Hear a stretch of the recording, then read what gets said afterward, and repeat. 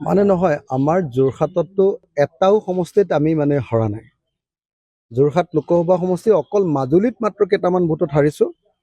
তাকো আপোনালোকে সকলোৱে জানে যে কেইদিনমানৰ আগত তাত উপ নিৰ্বাচন হৈ গৈছে। তাৰ পাছতো মাত্ৰ কেইটামান ভোটত হাৰিছোঁ। আটাইতকৈ বেছিকৈ ভোট দিব পাৰিলে আমাৰ তিতাবৰে, তাৰপাছত টিয়ক আৰু শিৱসাগৰে আটাইতকৈ বেছিকৈ দিলোঁ। আমাৰ শিৱসাগৰ জিলাখনৰ আটাইতকৈ বেছিকৈ ভোট দিলোঁ আমি শিৱসাগৰ সমষ্টিয়ে। মই সেইকাৰণে এই মুহূৰ্তত শিৱসাগৰ সমষ্টিৰ ৰাইজক ধন্যবাদ জনাইছোঁ। নাজিৰাতো ভোট দিছে, কিন্তু যিমানটো আশা কৰিছিলোঁ সিমানটো নহ'ল, কিন্তু তথাপিওতো লিড দিছে। মই আশা কৰোঁ যে নিশ্চয় এইবাৰ আমি যোৰহাট লোকসভা সমষ্টিৰ আটাইকেইটা বিধানসভা সমষ্টিত 2026 চনত আমি জিকিব পাৰিম। আৰু অকল যোৰহাট লোকসভা সমষ্টি নহয়, গোটেই উজনি অসম, উত্তৰ অসম, বৰাক উপত্যকা, নামনি অসম, সমগ্ৰ অসম জুৰি এতিয়া বিজেপিৰ বিৰুদ্ধে যিটো ঢৌ আহিছে, বিজেপিৰ স্বৈৰতন্ত্ৰৰ বিৰুদ্ধে মানুহৰ যিটো ক্ষোভ আছে, বিজেপিৰ গণতন্ত্ৰহীনতাৰ বিৰুদ্ধে মানুহৰ গুণ্ডাগিৰিৰ বিৰুদ্ধে মানুহৰ যিটো ক্ষোভ আহিছে, এই ক্ষোভৰ পাছত নিশ্চিতভাৱে মই ভাবোঁ যে 2026 চনটোত আমি বিৰোধী ঐক্য মঞ্চই চৰকাৰ কৰিব পাৰিম। কেৱল আমাৰ ভিতৰত অহংকাৰটো কমাব লাগিব, আমাৰ ভিতৰত একতাটো বৃদ্ধি কৰিব লাগিব, আমি ঐক্যবদ্ধ হ'ব লাগিব। মানে এতিয়া চাওক, সমষ্টি কোনোবা এটাত বেছিকৈ পাইছে, কোনোবা এটাত কমকৈ পাইছে। মোৰ সমষ্টিটোত বেছিকৈ পাইছে, অন্য কোনোবা এটা সমষ্টিত কমকৈ পাইছে।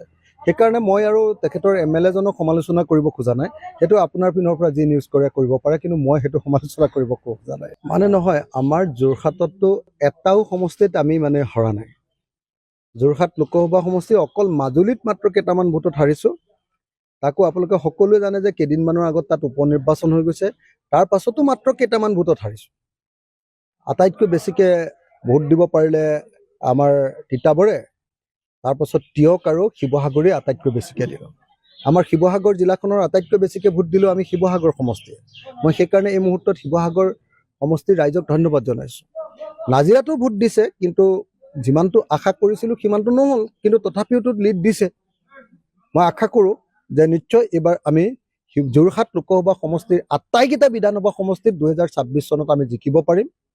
আৰু অকল যোৰহাট লোকসভা সমষ্টি নহয়, গোটেই উজনি অসম, উত্তৰ অসম, বৰাক উপত্যকা, নামনি অসম, সমগ্ৰ অসম জুৰি এতিয়া বিজেপিৰ বিৰুদ্ধে যিটো ঢৌ আহিছে, বিজেপিৰ স্বৈৰতন্ত্ৰৰ বিৰুদ্ধে মানুহৰ যিটো ক্ষোভ আছে, বিজেপিৰ গণতন্ত্ৰহীনতাৰ বিৰুদ্ধে মানুহৰ গুণ্ডাগিৰিৰ বিৰুদ্ধে মানুহৰ যিটো ক্ষোভ আহিছে, এই ক্ষোভৰ পাছত নিশ্চিতভাৱে মই ভাবোঁ যে 2026 চনটোত আমি বিৰোধী ঐক্য মঞ্চই চৰকাৰ কৰিব পাৰিম। কেৱল আমাৰ ভিতৰত অহংকাৰটো কমাব লাগিব, আমাৰ ভিতৰত একতাটো বৃদ্ধি কৰিব লাগিব, আমি ঐক্যবদ্ধ হ'ব লাগিব। মানে এতিয়া চাওক, সমষ্টি কোনোবা এটাত বেছিকৈ পাইছে, কোনোবা এটাত কমকৈ পাইছে। মোৰ সমষ্টিটোত বেছিকৈ পাইছে, অন্য কোনোবা এটা সমষ্টিত কমকৈ পাইছে। সেইকাৰণে মই আৰু তেখেতৰ MLA জনক সমালোচনা কৰিব খোজা নাই। সেইটো আপোনাৰ পিনৰ পৰা যি নিউজ কৰে কৰিব পাৰে, কিন্তু মই সেইটো সমালোচনা কৰিব খোজা নাই।